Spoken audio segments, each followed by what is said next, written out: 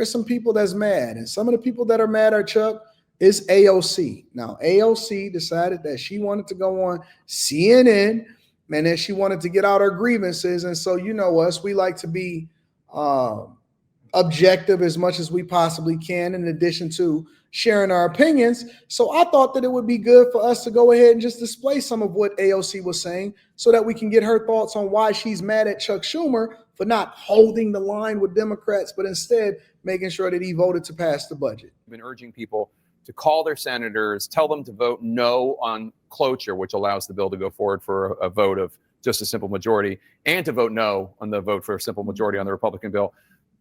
What do you say to the counter argument of like a government shutdown hurts the country, hurts the people you represent from Queens and the Bronx? Absolutely. And that is why House Democrats have laid out a plan, as well as several Senate Democrats laid out a plan to keep government open for another 30 days as Republicans negotiate a deal with Democrats in order to have an extended government funding bill. But the House would have to come back into session, right? I mean, but House Democrats are in town. I mean, No. Listen, y'all. Listen. Here's the thing. We don't want to keep extending the deadline talking about we negotiating. We're not doing that no more. We done with that. We're done with extending deadlines and negotiating. Okay? We're gonna solve for this once and for all. We don't need another 30 days. We done with the 30 day. No, this is not federal workforces. This is not the way that we do business. In the real world, we get things done. We set a budget. We make sure that we check in on that budget quarterly, and then we push it. We are not extending anything else in order to try to keep the government open. We want something done final and for all. Chuck Schumer actually did what he was supposed to do, and shout out to him. Your solution doesn't work, AOC. We're afraid of working? Is that the problem here? That the idea that, God forbid, members of Congress have to fly back and do their jobs? I mean, okay. Genuinely, come on. So Chuck Schumer, I guess the Senate Democratic leader, your senator, said at this meeting that he is going to vote for cloture. He is going to vote to allow there to be a simple majority vote. You think that's wrong? I believe that's a tremendous mistake. Yes. Why? I think, well, first and foremost, the American people, if anyone has held a town hall or has seen what has been happening in town halls, American people, whether they are Republicans, independents, Democrats, are up in arms about Elon Musk and the actual gutting of federal agencies across the board. This continuing resolution codifies much of this chaos that Elon Musk is wreaking havoc on the federal government. It codifies many of those changes. It sacrifices and completely eliminates congressional authority in order to review these impulsive Trump tariffs that he's switching on and off. And on top of that, for folks who are concerned about effectiveness in government, this Republican extreme spending bill removes all of the guardrails and all of the accountability measures to ensure that money is being spent in the way that Congress has directed for it to be spent. Now, respectfully, AOC, we no longer care about what Congress is doing because, honestly, I think that y'all need term limits. And then more importantly, I think that y'all have been neglecting to do your job effectively for a long time now. So we don't need y'all guardrails. What we want is transformation. And what we need is for all of these government agencies, look, for years, one of the pillars of the Republican Party and conservatives is that we need less government, not more. And a lot of people don't understand this concept. We need smaller government. We don't need bloated governments. We don't need millions and millions of people working for the federal government being subsidized by taxpayer dollars. What that does is it raises the cost of doing business. It raises inflation. It actually costs you more in taxpayer dollars. You have to pay higher taxes. They pass that cost all over to you, and they nickel and dime you to death. And what it does is it strips away your ability to actually feed into your family because we basically getting fleeced by the federal government. And so for all of you people that are liberal, or all of the people that actually don't understand what's going on, I'm telling you that you are so used to doing business as usual. You have basically normalized the trauma that comes with having big government and all of the problems that obviously impact us after that, that you don't know your left from your right anymore. You think it's normal for you to be paying this egregious amount of taxes. You think it's normal for you to be poor. You think it's normal. When we were coming up, we were told that Democrats was for the poor and Republicans are for the rich. Boy, how wrong were we? We never could have been more wrong. We need smaller government. We need to gut these government agencies. We don't need this agency sending money over into Africa. We don't need this agency sending money over to Egypt. We don't need this agency sending money over to here. We don't need this agency overseeing what's going on to make sure that we got a whole bunch of bureaucratic nonsense and red tape to prevent us from doing the things that we know that need to do. We need to make sure that we pay down the federal deficit, reduce our costs, and make it easier on people and eventually pass those costs over to the consumers and the taxpayer in the form of lower taxes. I don't even think that we need any stimulus checks anymore. I think that instead of having a stimulus check, we should have lower taxes. Instead of having stimulus checks, I believe that we should have lower taxes. That's what I believe personally.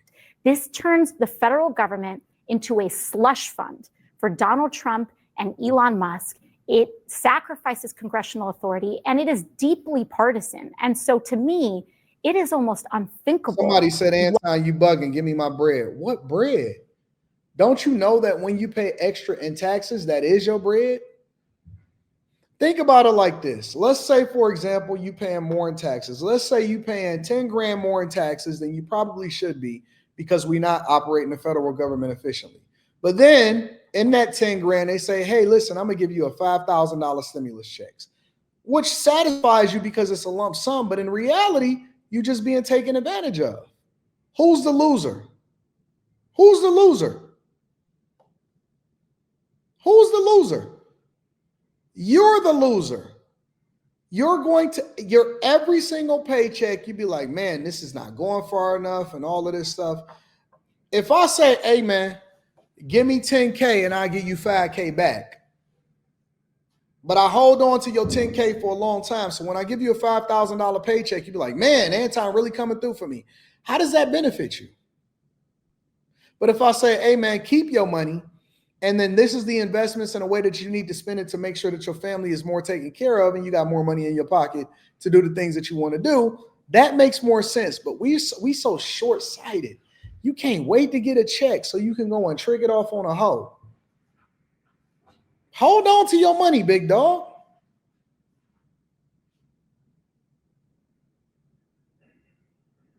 Hold on to your money. Why Senate Democrats would vote to hand the few pieces of leverage that we have away for free when we've been sent here to protect Social Security, protect Medicaid, and protect Medicare. You have expressed opposition to government shutdowns in the past.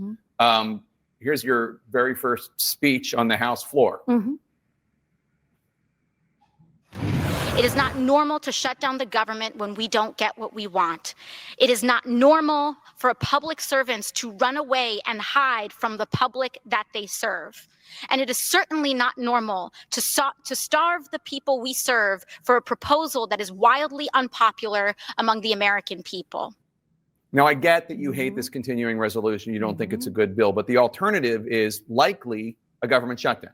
Well, the alternative is to agree on a 30-day stopgap to keep government open. No. You missed it. He said the alternative is to have a government shutdown. You can't change the narrative to what you want to be to make sure that you finesse the American people. As negotiated, the proposal is in front of the House. The proposal's on the Senate. Republicans had time to seek Democratic votes. And we can extend that time for them to seek that vote. Once again, we can come back. We can fly back. We can vote on this. We can get a stopgap measure, extend the amount of time to negotiate while we figure out a solution here for the American people. And I also agree, again, I maintain that position that government shutdowns, we can keep the government open with a 30-day clean CR. And on top of that, I also maintain the position that government officials and public servants should not be hiding from the public the way that Republicans are hiding and being instructed to not host town halls right now because of the outrage among the American public around their attempts to cut Social Security, Medicaid, and Medicare. My understanding is that your other senator, another Democrat, Kirsten Gillibrand, also thinks that the Democrats should vote to go forward with the spending bill, unlike Senator Tim Kaine that we just heard from. And my guess is, I don't speak for either Schumer or Gillibrand, but my guess would be if they were here, they'd say, you're being naive. It's really just a choice between voting for a government shutdown or voting not for a government shutdown. Right. People aren't going to come back. It just doesn't happen that way. Again, that's not me. I imagine that that's what they would say to you. Yeah. I mean, I understand that Senate Democrats think that it is beyond wildest convention for us to come back, but House Democrats have done that before. The House has reconvened in emergency sessions before. Nope. I've certainly voted on the floor of Congress they've even called us back from August recess before. This idea that it is beyond the scope of imagination for us to come back from vacation is just not an acceptable answer for the American public. I want to play something that President Trump I said. don't like the fact that Congress goes on vacation before actually getting a budget in place and to make sure that they take care of business for the American people. I can't go on vacation for my own businesses. I can't go on vacation for my people unless I take care of the people that's under me. Imagine this. Think about it from this lens. Imagine you work for a company, or here, I'll use myself as an example. Imagine that I have people on payroll and I'm responsible for them being able to get their paychecks at the end of the month and them feeding their families, or whatever it is that they do with the money that they make when they work with me or work for me, right? And instead I say, you know what? Me and the bank, we not seeing eye to eye right now as far as whether or not they actually agree with the way that I'm running my business or whatever, so on and so forth. And you know what? As soon as I get back from vacation, I'm going to go ahead and we're going to have a reconciliation. So what I'm going to do is I'm going to give an extension for 30 days, but it's a possibility that y'all might not get y'all paychecks at the end of the month. So listen, ride with me, and I'm going to protest against what the bank is doing. And when I get back off of vacation, we're going to figure it all out, and we're going to come back to the table after we've had months, if not years, to start to get a cadence together so that you guys can get your paychecks on time every single time, every single month, and that you don't have to worry about it. Imagine if that happened. Imagine if you're controlling trillions of dollars and you tell the American people after you get back from vacation, you're going to fix the situation. When you put it in the lens, and this is why we like to break it down from a C student's perspective. When you put it in context and you start to look at it logically, it doesn't make sense the way that Congress is doing things. It doesn't make sense. Oh no, vote on, pause it. Okay, so what happens if you don't vote for it? Well, we got one or two options. Either we can bank on the Republicans saying, you know what, we're not going to shut the government down, or we're going to reconvene for 30 days, or we can shut the government down and see what happens and wing it. And the American people are the ones that suffer as a result of it. Man, get the hell out of here, bro. And you know, she's too far removed from being a waitress. Earlier today, take a listen. If it's shut down, it's only going to be, if there's a shutdown, it's only because of the Democrats, and they would really be taking away a lot from our country and from the people of our country. Your colleagues, House Republicans, are already using the term Schumer shutdown, which has that nice alliterative style. Are you not worried at all about Democrats taking the heat for the shutdown? We know, and the American people are not going to have the wool pulled over their eyes. Everybody knows that Donald Trump is president, that Republicans have the Senate, and Republicans have the House. They have the keys to the entire United States government. And if Republicans wanted to avert a shutdown, they can. They can, if they need Democratic votes, then they can negotiate with Democrats to get those votes. They already did. It is simple. We sent Chuck Schumer the bag. You know what I'm saying? We already did. You know, I think it's a disconnect here. Honest to God, I think it's a disconnect. The disconnect is that Democrats, for some reason, think that they have leverage. They don't. What do you mean if we want to avoid a government shutdown? We just did. Are you not listening to what's going on? Did you not pay attention to what Chuck Schumer said? Are you not understanding that Americans are saying that you guys have a 21% approval rating, that we are moving forward with the speed of an Olympic sprinter, regardless of whether you're on board or not? They are, honestly, I honestly think today's Democrats are so far removed from reality that they actually believe that they got leverage. What do you mean we can avoid it? We already did. We doing what we want to do. You just looking stupid on the side of the we already got a party going on in here. You just decided that you wanted to stay in the car. What Democrats are doing is the equivalent of pulling up to a party and letting your homeboy get out. He gonna come in and party with us, and then he gonna come and get back in the car after the party is over and you waiting for him to get done. And he gonna say, man, that party wasn't no good at all, but he was in there having a good time. The way that my mind works, y'all, honestly, the way that my mind works is this. I always like to break things down to a C student's perspective so that I can better understand, whether it's corporate America, whether it's politics, whether it's money, whether it's all of that, right? And so I bring it back down to a space that I can relate it to. And I remember this, and this is always going to stick in my head. When I have events at the studio, and y'all will be exposed to this, unfortunately, through my vlogs and stuff. When I have events at my studio, or let's just say, for example, I'm having a thing where maybe I'm recording a podcast and I have a whole bunch of people there, and it usually is a bunch of girls. And the girls are incredibly pretty a lot of times. And sometimes those girls are reached out to on social media platforms. Or we'll see somebody and they'll be like, Anton, they rocking with you, this girl want to come or whatever. And I say, you know her? And they say, yeah, we know her. I said, okay, cool. And I said, all right, I got her on the phone. Just okay, cool. So we invite her. All right, give me the phone. I'll talk to her. What's up? Hey, what's happening? Oh, I love your show, Anton. I love what you do. I'm always looking at the Millionaire Morning Show. I'm always looking at the Anton Daniels channel. Okay, cool. You want to come to the studio? We got a little thing tonight. It's going to be popping. You can come through it Saturday night. What's happening? Oh, yeah, I'll be there. Okay, cool. So then we got security guards and we got security, and you can't even get in the door without a code or whatever. So somebody got to come down there and get you. Usually I'm the person that comes down to get you. So now I come down and I come and get you. And I'm going to tie this in, right? I'm going to tie it into how I see things. I'll come down and then I'll come and get you from the door. So she'll come in and it'll just be her. And then I'll look out the door because, it's all glass windows. And I look out the door and I see her man in the car. And I'm like, that's weird. Why is he in the car? So then she'll come in. Honest to God, this is on everything. She'll come in and she dressed to the nines. And, we got the liquor and then we make her sign the paperwork. Hey, you consent to being here. You consent to whatever happens. No Diddy parties. Don't worry. We got all of the cameras on to make sure that we protect ourselves. And everything is fun. It's cool. So everybody have a good time. We got the liquor flowing. It's a party. We record podcasts and stuff like that. And then she said, well, let me call my ride. And I say, wait a minute. So that was your man that dropped you off? She said, yeah. I said, well, where did he go? She said, he went back home to go and watch the kids. I said, no, he didn't. She said, yeah. I said, how you convince him of that? I said, you don't even know us.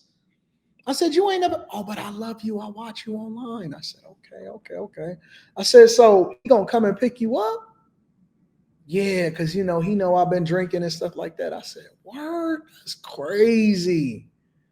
And I equate AOC to be the man that dropped off Chuck Schumer to come and party with us at the studio. And then she's going to come and pick us up. And then she's going to say, see, I told you it wasn't nothing popping. And Chuck is going to get in the car and say, you know what? I agree. Wasn't nothing happening there. I don't even like him, but I'm going to come back next week to see if it's something different because it wasn't what I thought it was going to be, but maybe it'll be different next week. That's how I equate. That is how I equate. Honestly, that is how I equate the Democrats today. They just dropping us off at the party. They dropping y'all off at the party. They not even enjoying it. They don't get to see what happens behind a door. They don't get to drink and none of that stuff. They just dropping you off at the party. That's it. They out here looking stupid. You at the crib watching the kids, and this is what happens. This is how it plays out. Is this the truth? Is this the honest to God truth? They have two options: to pass it with their votes or to pass it with Democratic votes.